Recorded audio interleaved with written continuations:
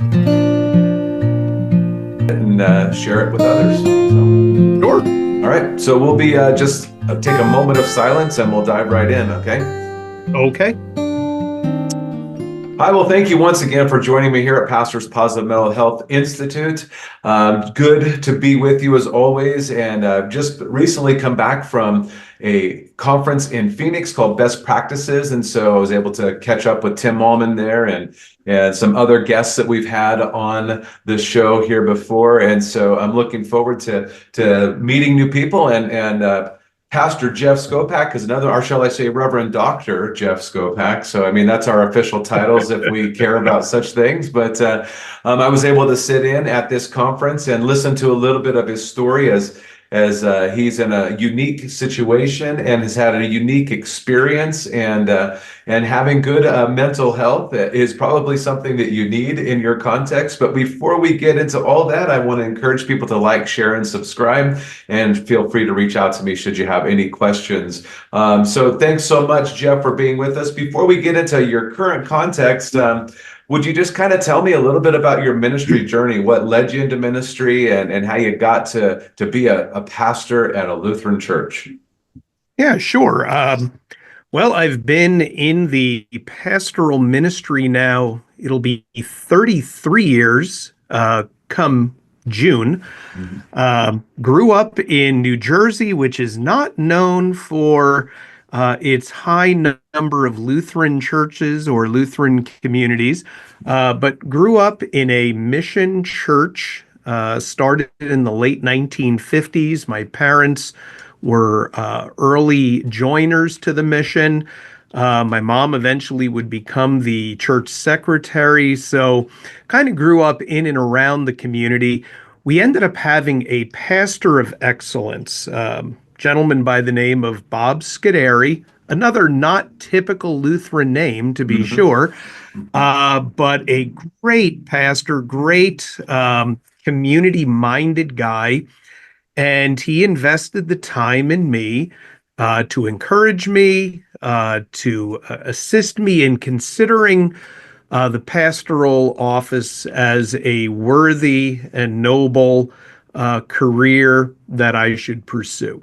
Bob would end up going on and being the secretary for North America Mission for the Lutheran Church Missouri Synod. We have kept in touch all these years. He is definitely kind of a Barnabas to me in my walk of faith. And he instilled that in me in my ministry over the years to always keep my eyes open for somebody who might have the gifts, the aptitude, the faithfulness to go into ministry. And so I've had several young people over the years pursue ministry, whether it be in the teaching office or in the pastoral office.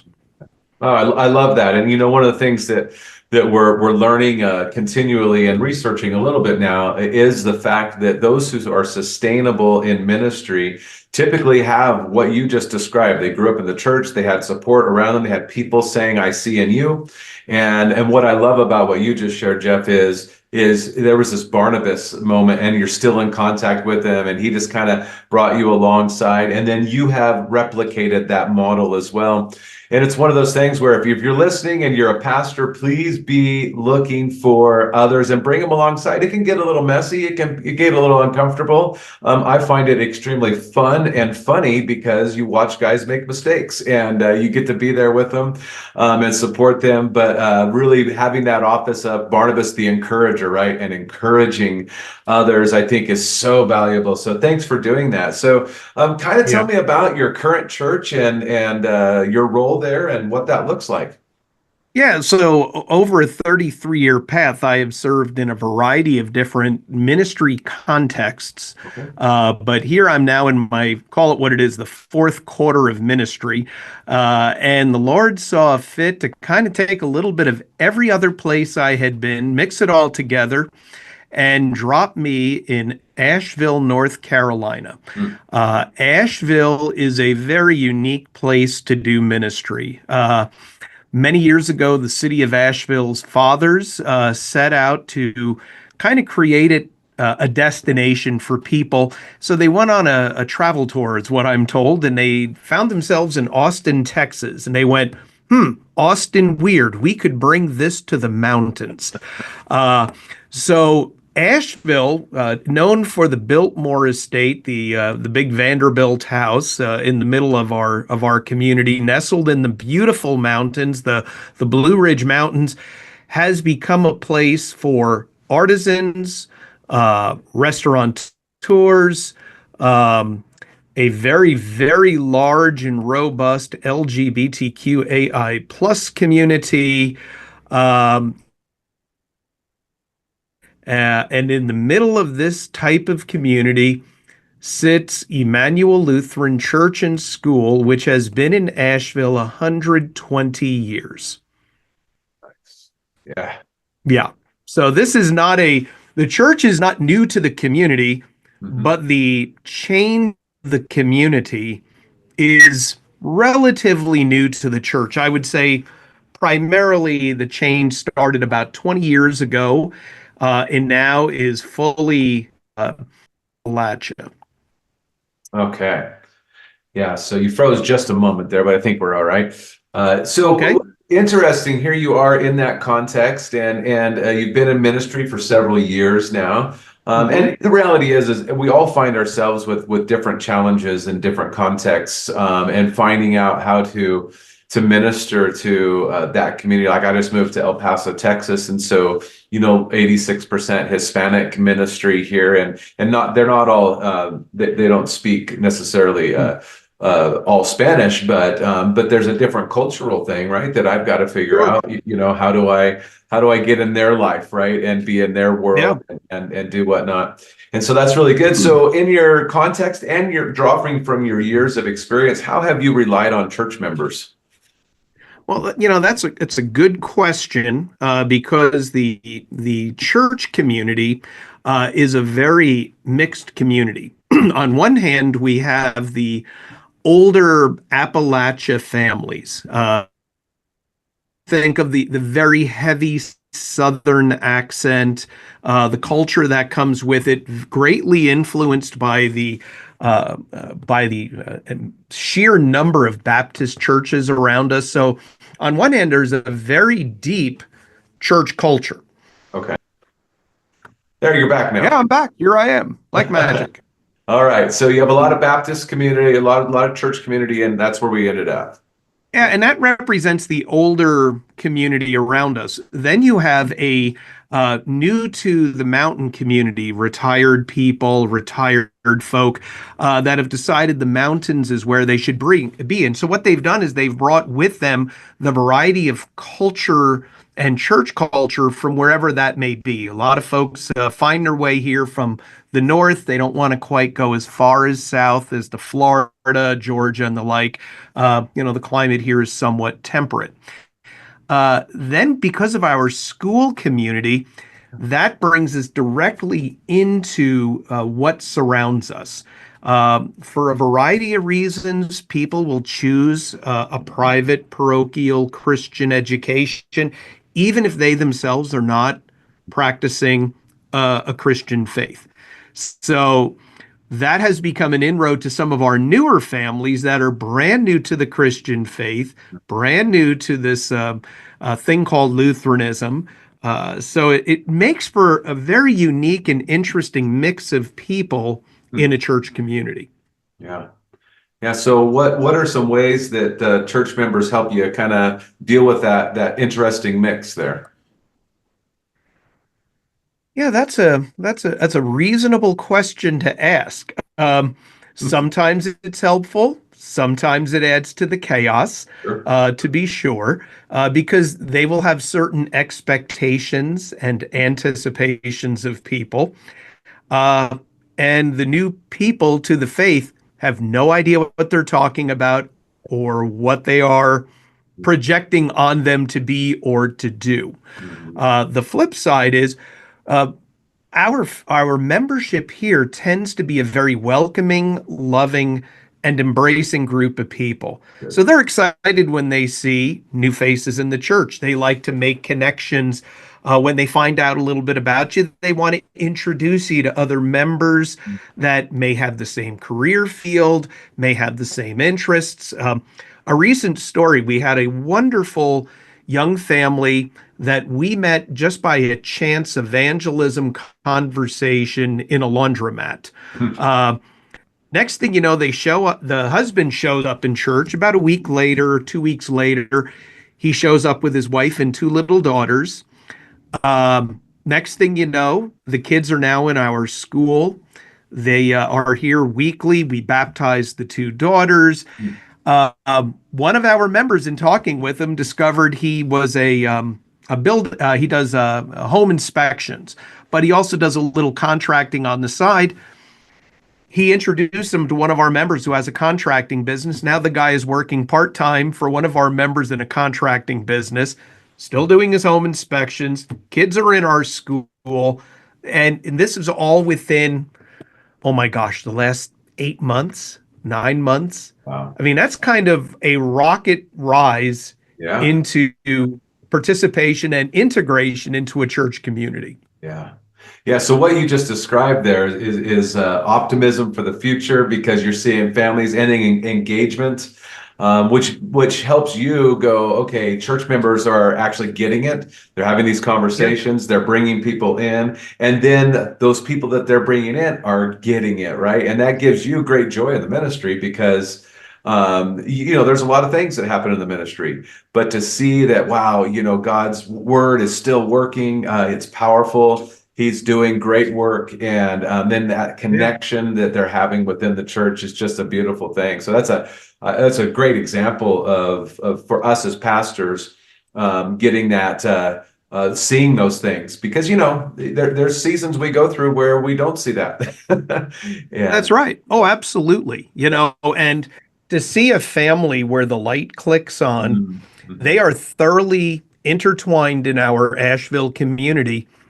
But they see something even beyond. They're seeing faith now as integral to their family health and well-being. They see that Spirit of Christ alive in them, and just to watch them become a part of the whole community. It just makes your day. You go home with a smile on your face. I did preschool chapel, which is always a challenge because they're 2 to 4 years old, right? And this family's little daughter is sitting in the second row, and the whole time she's waving at me and just excited because she knows her pastor. I mean, how do you not feel good after that? How do you not feel like the kingdom has grown after that? That's the advertisement to start a preschool right there. There it is. Wave it. So you've been in ministry a while. You must have started when you were about 5. It seems like 33 years if we do the math. Can you tell me about a time where you've been built up in the ministry? Yeah, that's a wonderful question. There's been many times over the years where I have felt the love, the care, the support, and it comes in unusual places. Most recently when I arrived here in Asheville, there was one of the members of the church. He discovered I play golf. He plays golf. Next thing you know, we're playing golf every Monday. And oh, by the way, he's the chairman of our congregation. We have such a solid relationship. And very recently, my wife went through some very, very serious heart surgery. And, he and his wife just showed up at our door one day with a meal and just said, we don't need to come on in and visit, but we just wanted you to know we're here for you. That's the kind of support healthy community provides. Yeah. I served in Arizona for 7 years, transitional ministry, church school was closing, trying to move the church back into the neighborhood, which was very impoverished. There, we had a family in the church. Guy's name is Tom. Tom and Julie. They helped keep my sanity in that transitional time. We have remained fast friends to this day. a month from now, Tom is coming down to Asheville. They now live in Michigan. Tom is coming down to Asheville. We're going to spend 4 days together. Um, Affirming relationships that understand that the mantle of the pastoral office is heavy and that occasionally you need somebody to hold you up. And it's interesting. I can go to every church I've been in. God has always provided either that person or a group of people. And you just have to keep your eyes open to it. Sometimes they're just standing right there in front of you and you don't recognize it because you kind of have that pastoral mantle on, not realizing you're a human being. You need support, you need rest, you need care, you need to laugh, you need to have fun, and Yeah. God will bring those people into your life. I love what you said because that's a challenge of letting pastors is to be looking for it, number one, and to actually let it happen, number two. Yeah. And you know, it's difficult. I have found, this is my personal story, that I actually minister better if I know the people better. Hmm. If I've laughed with them and I've hung out with them, and they know that I love them on a personal level, a lot of times I can minister better to them, you know, but there is that tension, right? You know, so I have one pastor For friend that sure. says, sometimes I'll have conversations with my friend and say, okay, I'm putting my pastor hat on for this conversation. Yeah. You know, and it's like when, you know, your spouses, they're part of your congregation there, but they're also your spouse. And so, you Yeah. know, my wife, you know, so we have conversations and we're like, okay, she's like, I need to talk to my pastor right now, not just, you know, and so, but understanding that. So I appreciate that you look for that and you welcome it. I think it's something that we need to do better as pastors, and if we can encourage the next generation of pastors to actually be okay having some friendships, dare we say, with Yeah. church members, and so on for church members who pay attention to this, go golfing with your pastor. That's what I heard. That's very important. Hey, I'm good for that. I Yeah. always am. Yeah, so maybe next year we meet at Phoenix early and we go play around. That's what I think we should do. Well, there you go. Normally I do, I fell in love with desert golf and living out there in Tucson for Mm, 7 years. And my wife and I do plan one day when we retire to return to the desert. you're good. So Yeah, yeah. Yeah, I've really enjoyed El Paso. I moved from Idaho, and El Paso is a much better climate. And so, little more conducive to the game. well, for year round for sure. Yes, yeah. Well, and Yeah. plus we have family down here. My son and daughter-in-law and two kids have been down here, so it's been just a joy Nice. to be here. So, over the years now, you know, what have you found to be potentially the most challenging aspect of ministry? Boy, that's a loaded question, isn't that? Exactly. Yeah, I think one of the hardest things for a pastor to wrap their head around is when somebody who may be in leadership or somebody that you are close with or are friendly with all of a sudden may turn on you. Um, and the immediate reaction, and this take this for years of parish experience, the immediate reaction is typically, what have I done wrong or what have I done that has caused this to happen? And I have discovered over the years that almost always it has very little to do with me, Hmm. that it has something to do with what's going on in their life at that moment that has caused a disrupt where they are losing control, and they look to the church as it has somehow let them down and failed them. You are the representative of that, ergo you become the lightning rod.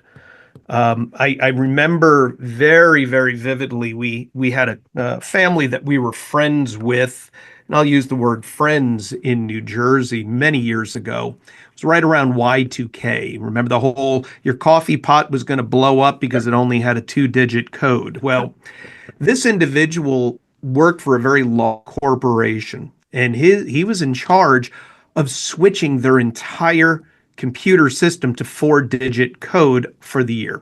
Wow. And at the end of that project, they let him go. Oof. That was hard. and he was very invested in our church. And all of a sudden, I was just getting hit after hit from this guy. And at the time, I personalized it. What did I do wrong? How have I contributed to this? Why is he mad at me? Never asking what's going on in his life. That was my mistake. Young, early in ministry mistake. Years later, I was back in New Jersey for a funeral of one of the members there, and we talked. None of that ever occurred because so many years had passed. His life had moved forward. He had a new job, new experiences. He honestly had little to no recollection of the misery he put me through. Yeah. And sometimes we are to blame. Don't get me wrong. There are a lot of things we do in ministry where we go, yeah, the confessional also applies to us. Mm-hmm. But many times it doesn't. Many times you have to stop and consider what's going on in the lives of the people around you. No, that's good. I think that from that example, he didn't realize the misery he was causing with you, but the reality is we didn't realize that his misery was so great that he couldn't see the misery he was causing other people.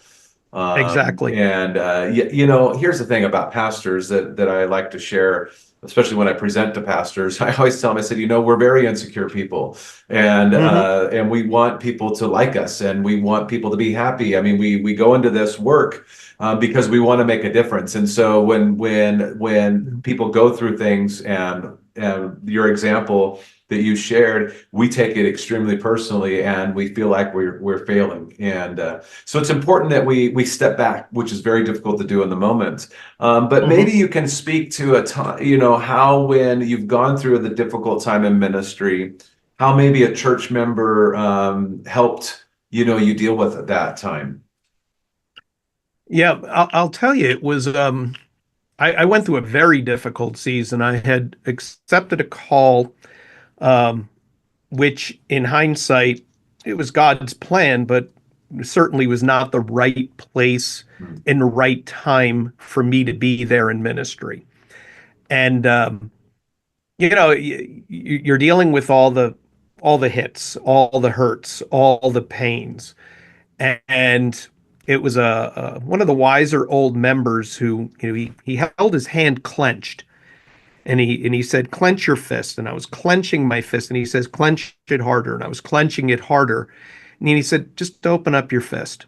Which feels more comfortable? Mm. And I said, well, the open hand, of course. And he goes, that's what you need to do with this moment, is open your hand and let it go. You cannot control everything. You cannot fix everything. You cannot solve everything. And I thought, boy, that was such a great piece of wisdom from an older, wiser church member. Guy had been at that church for his whole life, and it was a short ministry for me, but it really enabled me to kind of stop personalizing everything, because that's what was happening. You get one or two hits, you start to think, well, something's going on here. When you get about 40 or 50 hits, you start thinking, this is not good. Something is really wrong here. And it was a good season. I look back in ministry now because my time there was to prepare for the next guy. Because the person who followed me is still there, which is amazing because he's been there now for almost 20 years. Wow. But it took somebody coming in and turning the dirt, so to speak, and preparing the way for the next ministry to happen. So, yeah, good piece of wisdom by that member.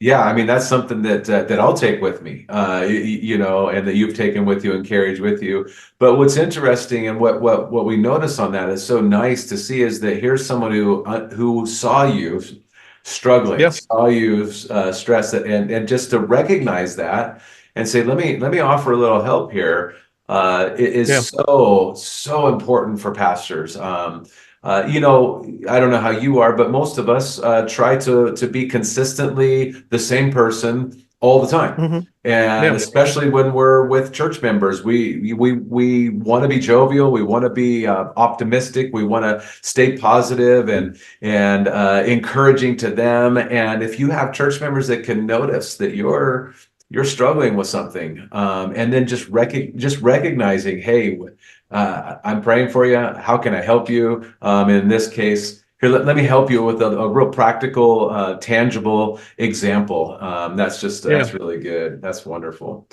Oh, so Jeff, tell me how maybe a church member has made you smile in the past 2 weeks. Hmm. You can't use the girl in chapel because that's over with. So you already used Yeah, that. no, that's over. But boy, that was so sweet. It really was. What I really enjoy. We have a school here that goes from infant through eighth grade. Any given day, I have about 260 kids on campus, which means we have a large staff. I've got 50 some odd staff members here. And when the senior pastor walks around, there are always those that have the little eye of suspicion. Why is the senior pastor walking through the infant room or early, the pre-K rooms or what have you? But I try to do that every day. Walk through, get to know everybody. And today I was down in my school office, and our school administrator is uh, let's just put it this way. She's just a couple of years younger than me, but looks way younger than me. How's that? If she ever listens to this, that'll Yes. cover the multitude of sin there. But what I love is the fact that is she is totally open and has no filter when talking with me. And it just makes me smile and laugh that she can say something that might be slightly inappropriate because she has that comfort level with me to do that. And I can go to that office and we can sit, and our admissions counselor in our school, she can start talking as well. And she's not a member of our church, but a parent in our school, but also as our admissions counselor. And the next thing you know, we're talking about a television show or a movie, and we're laughing because there's a genuine, authentic relationship that is even beyond just pastor and parishioner. And I value that like nobody's tomorrow. That they can be that honest with me. Hmm. Yeah, no, again, I just love that example. And so to church members, take the time just to be interested and hang out with your pastor, and get to know them on a personal level. But also pastors, be willing to I don't want to use the word pursue, but I'm going to, but pursue Yeah. those moments where you can just be with people. Most of us, I say that because I know some pastors that aren't this way, but most of us are very relational and love people and like to be Yeah. around people. And so let's use that and let's do that. And that's just beautiful. And that's refreshing to your soul too, to go laugh, to hang out, to have this place that you're comfortable, whatever's going on. You know that in this moment, you guys are going to laugh and build up one another, and then take a big breath and go back out to deal with all the things that we deal with on a daily basis. So that's good. Well, and I'll take it one step further. It was funny because I went down to the school office because I needed to meet with the principal on something. And my principal is somewhat of an introvert, which is kind of funny that he's a principal and an introvert. So while we were talking, the administrator texted him and said, "Oh, pastor is here to see you." So I looked at her and I said, "Did you just text him?" And she said, "Yeah." I said, right now he is freaking out because he is worried. Why does the pastor want to talk to me? And she started laughing as soon as he came walking in. He's like, "What do we need to talk about?" I just looked right at his administrator. I said, "See, I told you." And we both burst out laughing. Yeah. But that's that kind of collegiality Mm. and authenticity of friendship that we strive for. Because, at the end of the day, yeah, Mark is my principal, but he's also a member of our church, Yeah. and to find those simple moments of laughter and joy, you can't replace that. You really can't.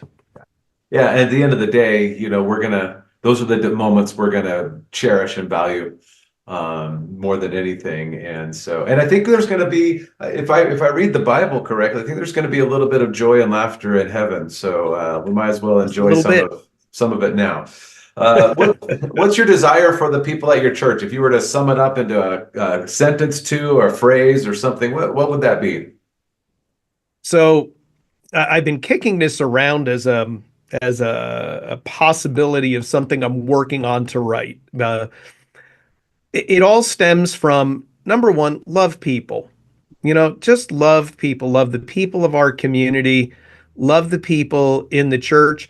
Doesn't mean you're all going to be best friends because we all don't have the same interests, the same some personalities bang into each other. Love them. Just love people. And when you start loving people, then you can start to serve. You can start serving the needs in the community, needs of each other. It's one of the fantastic things about this church here in Asheville. They get that. They really do get this heightened understanding of serving each other, serving the community. When Hurricane Helene came blowing through here in September, I mean, this church was rocking and rolling. We did not miss a step. Within 48 hours of that storm, our parking lot was set up and mobilized to care for the community, Wow. distributing food, distributing water, distributing resources. And through, partner networks, we had more resources than we knew what to do with. Um, that has morphed over into chainsaw crews coming in and cutting trees for people. It's moved over into home rebuilding and folks coming in and doing that kind of work. But our church gets it, and now when you're serving people, if you're loving them and you're serving them, now you have this opportunity to tell them why you're doing it, Right. because we're a child of God. Jesus Christ is my savior, and I'd love for you to be in the kingdom with me. And so often we get it messed up. We try to start there at the end, but we have no relationship of love and care, and we have no heart of service to their lives and what they may need in that immediate moment. So if we get that right, if the church congregation is loving people, it gives them the opportunity to serve them, and it gives them the privilege to share the gospel. That's what I'd love to see. Uh, okay, so this isn't one of my normal questions, but you tapped onto something, and so this is a leadership style that what you just described reflects a Mhm. bit of your leadership style. So Mhm. how do you then, as a pastor, because obviously everything you just described, there's no way you're making it all happen. There's not even a way maybe you're thinking of making it all happen because there. So what advice would you give to other pastors to how you create an atmosphere within the church where people feel the freedom to just go for it and get the work of the ministry done in practical ways? Yeah, that's a great question.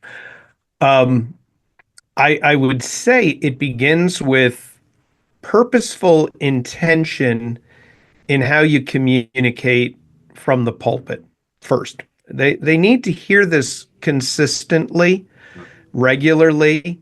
They need to witness it. They need to see it demonstrated. Um, and they need permission. I think that's the last piece of this. They need to know they're allowed to do these things. So we had one of our retired district presidents here. We had a whole group of pastors here for a pastors thing last April. The one retired district president told me about his cousin that lives about 30 minutes away from our church. All right, I'll go visit her, put her on my homebound list.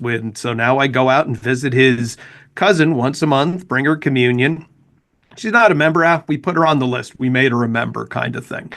Uh, well, that's demonstrable to my elders in my church that go visit people. It's okay. You don't need my permission to go visit our oldest member or our youngest member or a member in the hospital. Go and do it. Give them permission. And it's much easier these days to do ministry if you just go and do it instead of overthinking it. And we talk a lot about that. Just try it. What is the worst thing that can happen? It didn't work. Uh, And we talk about that a lot. It's like, well, that was a big failure, but what did we learn from that big failure? Is there something we can take away from that where we can go, all right, next time we're going to do this, but we're going to try whatever that may be.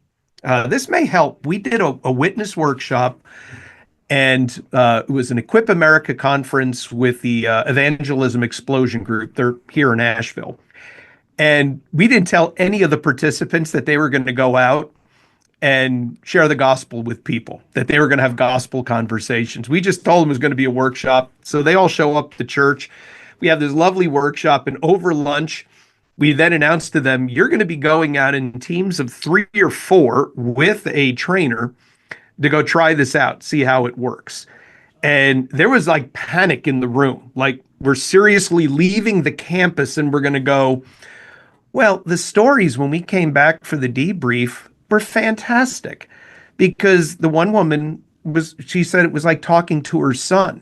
There was a lot of spiritual confusion, but there was still a spiritual hungering and thirsting. I mean, the whole experience really showed them you're not going to mess this up if you just go and have a conversation with somebody. So giving them opportunities and permission to do these things is what it's all about. Yeah. No, that's great. Giving them permission, but I think sometimes they need to, and I think you hit on this very well. They need to be told over and over again that they have permission to do it. Mhm. And the reality is, I think that the challenge is what we see as a failure probably is not a failure in God's eyes, because That's right. our expectation might have been incorrect. Right. That's right. So we have these ideas, like, speaking of gospel conversations, well, I'm going to go and they're going to break down crying and receive the forgiveness that Christ offers them. And that's the goal. Well, is that really the goal? Right. Yeah. I think the goal is, as Paul said, some water, Apollos waters, I plant, God gives the increase. So we just look at what God does, and we get to be part of that and not worry about all those results. Those are in the Lord's hands, right? So That's it. You got it. yeah. That's it. Well, thanks for all the work that you're doing. I'm glad to talk to you, even though this way, face to face. You're busy after your presentation at Best Practice, so I didn't get a chance to really connect with you. But I look forward to maybe getting to know you a little bit more, and just bless you for all the work that you're doing there in North Carolina. So I'll put if anybody wants to check out Emmanuel Lutheran Church and School, I'll put the website link in the comments for this show. And so again, thank you so much. Together we can work together to grow and to build one another up in love so the church can flourish. If you have any questions, please reach out to me, Kirk at ppmhi.org, or just check out the website at ppmhi.org. That stands for Pastors Positive Mental Health Institute. Whew, that's a mouthful. Anyway, Jeff, thanks so much. Appreciate you. God bless you. Thank you. Bye-bye. All right, my new friend, thank you so much. I appreciate it. Yeah, absolutely.